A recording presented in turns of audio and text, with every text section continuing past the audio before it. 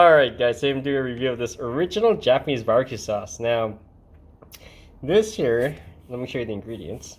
It's a little different than your regular stuff. And if you guys want to read it, pause the video. So they use soy sauce, there's like some cane sugar, but you'll see some sea salt, and then you'll see things like toasted sesame oil. So let's do a quick taste test.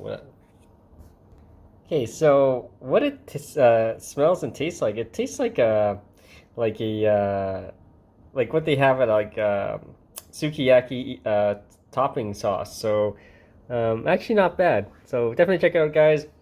Any questions, comments, post below. Subscribe to the channel. It has a sweet taste. Soy like yeah, like a topping soy sauce, like a tempura sauce almost. So all right, see you in more videos.